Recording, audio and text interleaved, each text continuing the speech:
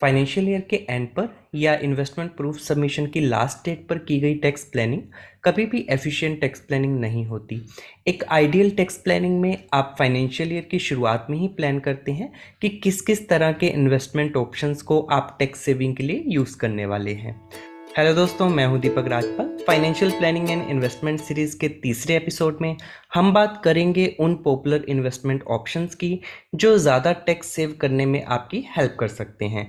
इसके अलावा हम जानेंगे कि कैसे टोटल डिडक्शंस के बेस पे आप ओल्ड या न्यू टैक्स रिजीम को चूज़ कर सकते हैं।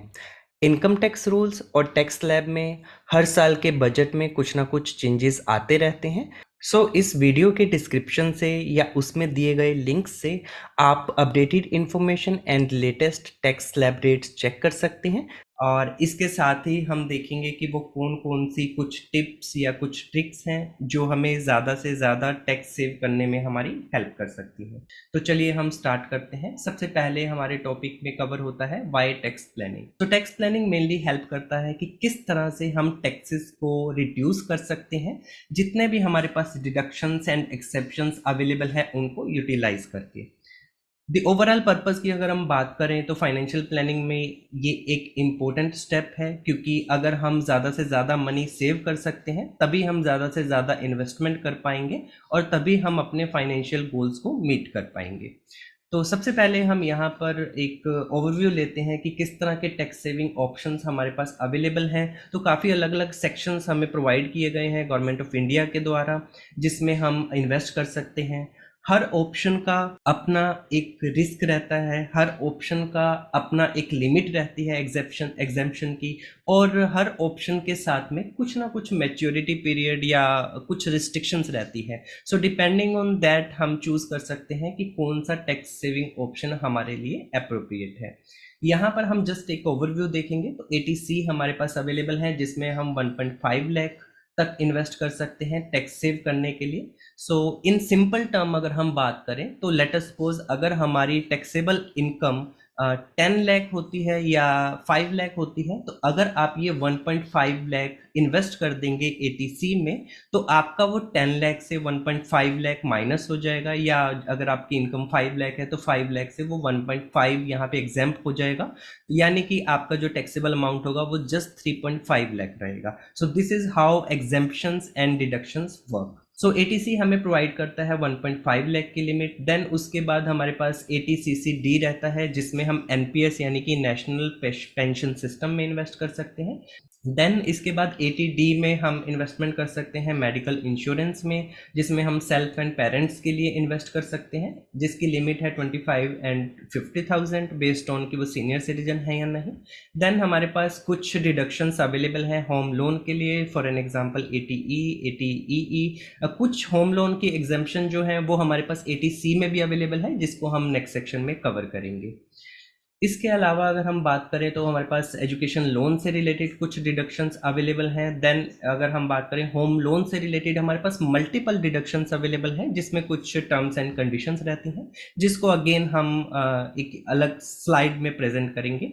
देन कुछ डोनेशन से रिलेटेड हमारे पास एग्जेम्पशंस अवेलेबल रहती हैं, और हमारे पास देन जो इंटरेस्ट हमें सेविंग बैंक अकाउंट में हमें मिलता है उस पर भी 10,000 तक की एग्जेम्पशंस हमारे पास अवेलेबल रहती है, विच मीन्स कि जब तक हमारा इंटरेस्ट ईयरली 10,000 से ऊपर नहीं जाता है तब तक वहाँ उस पर कोई भी टैक्स नहीं लगेगा।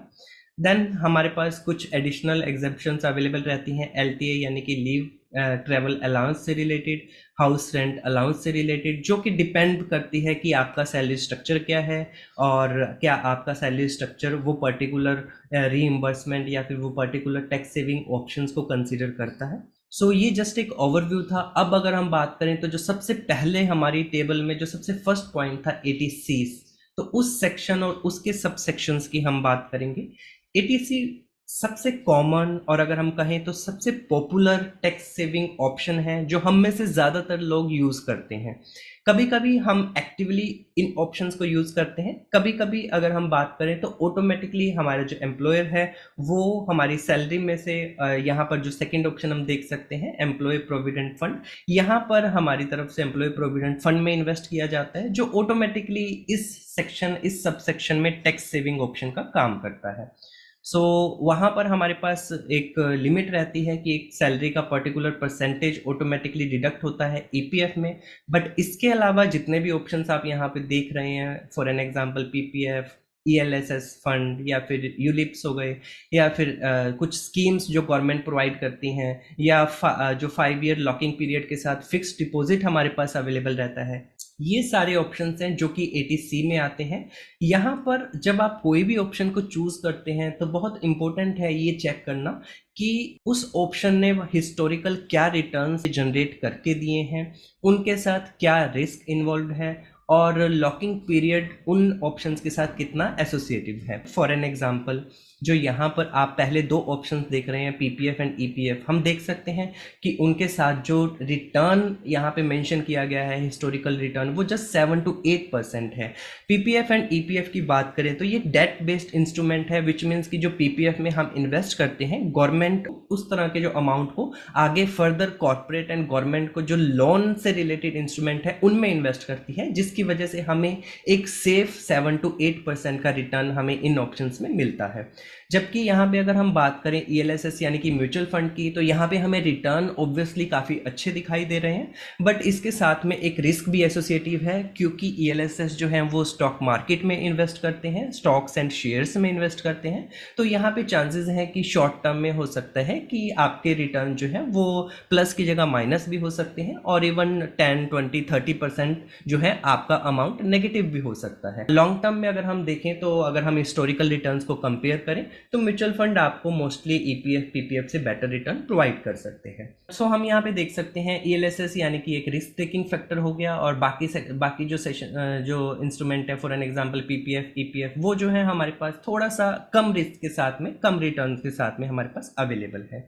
लास्ट ऑप्शन आप देख सकते हैं, काफ़ी कॉमन ऑप्शन होता है, काफ़ी सेफ ऑप्शन होता है, 5 ईयर फिक्स डिपॉजिट का, जो आपको 5 ईयर लॉकिंग पीरियड के साथ मिलता है, जिसमें हिस्टोरिकल रिटर्न अगर हम देखें तो एफडी में हमें 6 to 7% मिल जाते हैं।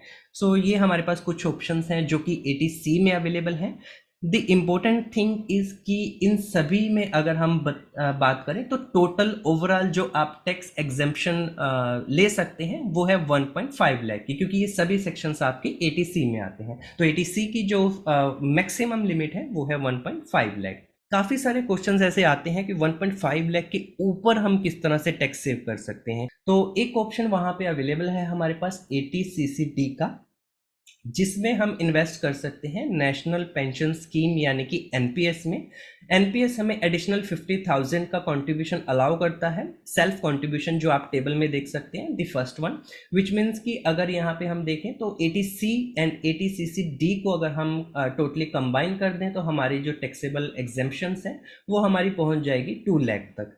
इसके अलावा हमारे पास हम कॉर्पोरेट एनपीएस को भी ऑप्ट कर सकते हैं, जिसमें कि जिस तरह से पीपीएफ हमारी सैलरी से ऑटोमेटिकली डिडक्ट होता है, इसी तरह से एनपीएस भी हमारी सैलरी से ऑटोमेटिकली डिडक्ट होगा, और वो जितना भी अमाउंट डिडक्ट होगा वो टोटली टैक्स फ्री रहेगा। इसके अलावा कुछ फर्दर सेक्शंस की हम बात करें तो कुछ सेक्शंस हमारे पास अवेलेबल हैं होम लोन से रिलेटेड।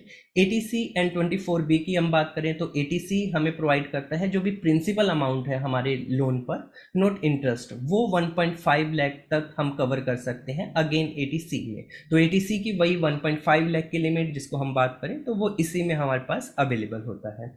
तो इसके बाद 24B है हमारे पास, जिसमें हम हमारे होम लोन पे जो इंटरेस्ट है उसको मैक्सिमम 2 लाख तक डिडक्शन हम क्लेम कर सकते हैं 24B में। ये जो है ये हमारे पास 20 जो एटीसी है उसके ऊपर एडिशनल रहता है, विच मीन्स कि आप प्रिंसिपल के लिए एटीसी में डिडक्शन क्लेम कर सकते हैं और इंटरेस्ट के लिए 24B में, तो दोनों एक सेपरेट डिडक्शन माने जाएंगे। इसके अलावा हमारे पास कुछ एडिशनल डिडक्शंस रहती हैं होम लोन में, जो कि सिर्फ फर्स्ट टाइम होम बायर्स के लिए ही अवेलेबल है। एटीईई जो कि अवेलेबल है अगर आपका होम लोन जो है वो बिटवीन 1 अप्रैल 2016 एंड 2017 के मार्च 31 के बीच में लिया गया है, तो यहाँ पे आप 50,000 तक की डिडक्शन क्लेम कर सकते हैं एटीईई में। और इसके बाद हमारे पास अवेलेबल है एटीईई जिसमें कि 2019 अप्रैल से 2022 31 मार्च तक अगर आपने एग्जेम्पशन, अगर आपने होम लोन लिया है तो वहाँ पर आप इंटरेस्ट के ऊपर अप टू 1.5 लाख क्लेम कर सकते हैं एटीईई में। ये दोनों जो डिडक्शंस हमारे पास अवेलेबल हैं, ये आप 80C के साथ में और 24 जो हमारा सेक्शन 24 है उसके साथ में इन एडिशन क्लेम कर सकते हैं। बट इन दोनों को आप साथ में क्लेम नहीं कर सकते हैं, क्योंकि ऑब्वियसली इन दोनों के जो होम लोन का पीरियड है वो ऊपर हम देख चुके हैं, वो डिफरेंट है। तो इन दोनों में से आप एक चूज कर सकते हैं, और इसके अलावा आपके पास जो एडिशनल हमने प्रीवियस सेक्शंस डिस्कस किए वो होम लोन के अवेलेबल हैं। देन हमारे पास कुछ टैक्स सेविंग अलाउंस अवेलेबल रहते हैं बेस्ड ऑन हमारी सैलरी स्ट्रक्चर, बेस्ड ऑन की क्या स्टैंडर्ड डिडक्शंस अवेलेबल हैं गवर्नमेंट ऑफ इंडिया की तरफ से। सो अगर आपकी सैलरी स्ट्रक्चर अलाउ करती है तो आप एलटीए को क्लेम कर सकते हैं, कभी कभी टेलीफोन या फिर इंटरनेट बिल्स को आप क्लेम कर सकते हैं। कुछ ऑर्गेनाइजेशंस जो हैं वो कुछ meal coupons like Sodexo etc provide करती हैं, और इसी तरह से कुछ अलग डिफरेंट अलायंस हो सकता है कि आपकी ऑर्गेनाइजेशन आपको प्रोवाइड कर रही है, तो उसको आप एडिशनली क्लेम कर सकते हैं, जो कि एटीसी या बाकी सभी जो क्लेम्स हैं उसके ऊपर इन एडिशन काउंट किए जाएंगे। इसके अलावा अगर हम बात करें तो एक पार्ट रहता है सैलरी का एचआरए यानी कि हाउस रेंट अलाउंस। सो अगर आप रेंट पे रहते हैं और आप एचआरए जो है वो क्लेम करना चाहते हैं, तो अगेन आपके पास ये एक ऑप्शन रहता है। Again this depends on the salary structure. So salary में आपको जो मैक्सिमम एचआरए अलाउ किया जाता है, with in that HRA amount आप क्लेम कर सकते हैं। अदरवाइज ओवरऑल अगर हम देखें तो एक फॉर्मूला रहता है जिसमें कि इन 3 फैक्टर को कंपेयर किया जाता है, और इन 3 फैक्टर में से जो सबसे मिनिमम अमाउंट रहता है वो आपका एचआरए डिडक्शन जो है वो काउंट होता है। सो अब हम क्विकली बात करते हैं कि कुछ ऑप्शंस, कुछ ट्रिक्स या कुछ टिप्स जिससे कि हम ज़्यादा से ज़्यादा टैक्स सेव कर सकते हैं। एक्चुअली जो हमने एग्जेम्पशंस या डिडक्शंस यहाँ पे बात की, मोस्टली वही डिडक्शंस हैं जिनको हमें क्लेम करना होता है। इट इज़ जस्ट कि हम कभी कभी अवेयर नहीं होते हैं, जिसकी वजह से हम प्रॉपरली टैक्स प्लानिंग नहीं कर पाते हैं। तो सबसे पहले हम बात करते हैं एनपीएस की। तो यहाँ पे मैं क्विकली मूव करूँगा एक बार फिर से उसी एनपीएस में, या राइट ओवर हियर। तो यहाँ पे 2 तरह के डिडक्शंस हमारे पास अवेलेबल है। पहला डिडक्शन हमें मैक्स लिमिट देता है 50,000 की, जो है सेल्फ कॉन्ट्रीब्यूशन। सेकेंड पॉइंट जिसको काफ़ी सारे लोग काफ़ी बार इग्नोर करते हैं, वो है जो कि हमें एक्चुअली बहुत हैवी टैक्स डिडक्शन क्लेम करने की अपॉर्चुनिटी प्रोवाइड कर सकता है।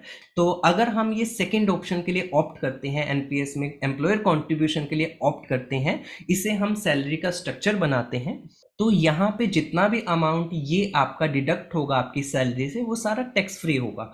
तो अगर आप उसको इस तरह से कैलकुलेट करें कि लेट अस सपोज वो अमाउंट आपका ईयरली में भी 60 और 70,000 बनता है, या अगर आपकी सैलरी इससे भी ज़्यादा है, लेट अस सपोज 20 या 30 लाख है, और अगर आपका ये सेकंड जो डिडक्शन हमने यहाँ पे मेंशन किया है, ये डिडक्शन लेट अस सपोज आपका 1 और मे बी 1.5 लाख बनता है, तो आप वहाँ पे कैलकुलेशन कर सकते हैं कि इन एडिशन टू दिस 50,000 ये 1 एंड 1.5 लाख का डिडक्शन ऑटोमेटिकली आपके पास अवेलेबल होगा, क्योंकि ये सैलरी से जब डिडक्ट होता है ये ऑटोमेटिकली टैक्सेबल सैलरी से माइनस हो जाता है।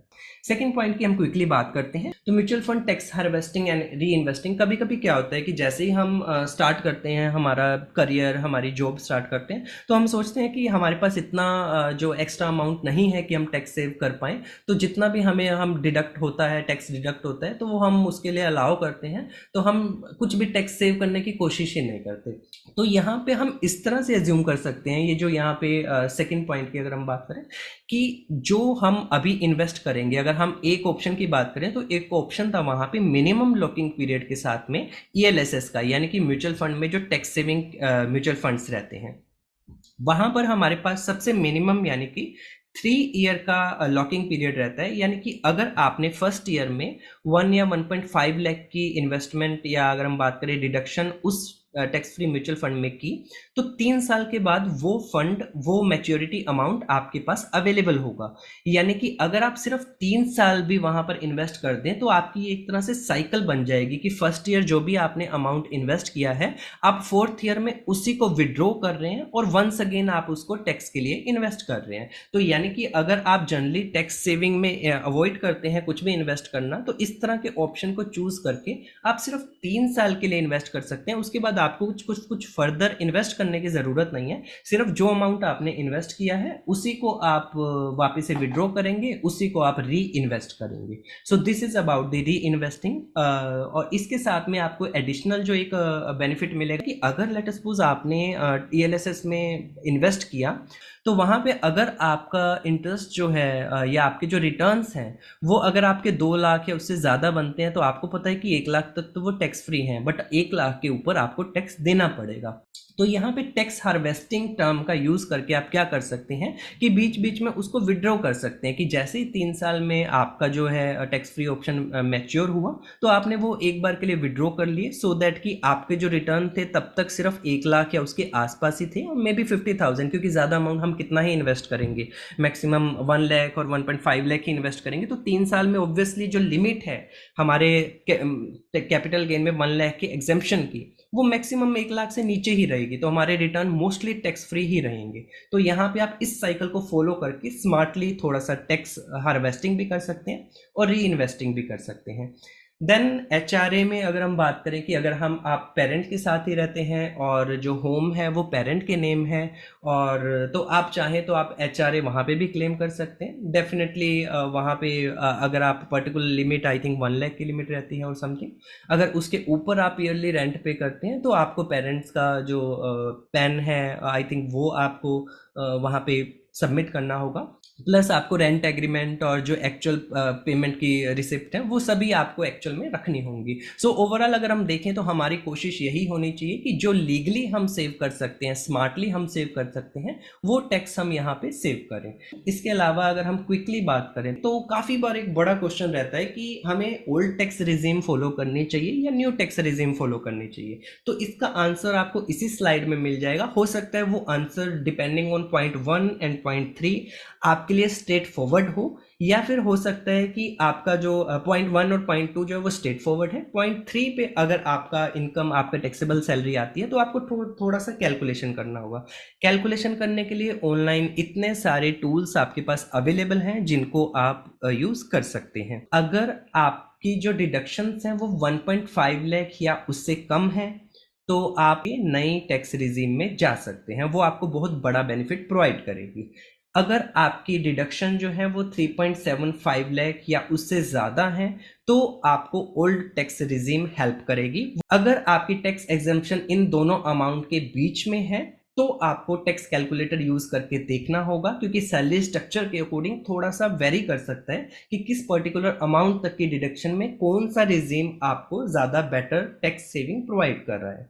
यहाँ पे एक की पॉइंट ये है कि अगर आपने कुछ बड़ा deduction home loan, HRA etcetera में प्रोवाइड नहीं किया है तो ऑब्वियसली ओल्ड टैक्स रिजीम जो है वो आपके लिए ज़्यादा यूजफुल नहीं होगी। ओवरऑल अगर आप इस थर्ड पॉइंट को समझें कि अगर आपके पास बड़ा डिडक्शंस अवेलेबल नहीं है तो आपको न्यू टैक्स रिजीम को आप ऑप्ट कर सकते हैं। अगर आपको कन्फ्यूज़न है तो यहाँ पे ये कुछ अगर हम बात करें तो लिंक्स यहाँ पे अवेलेबल हैं, तो वहाँ पे आप टैक्स कैलकुलेट करके अपने अकॉर्डिंग देख सकते हैं कि कौन सा टैक्स रिजीम में आपके लिए काफ़ी यूजफुल रहेगा।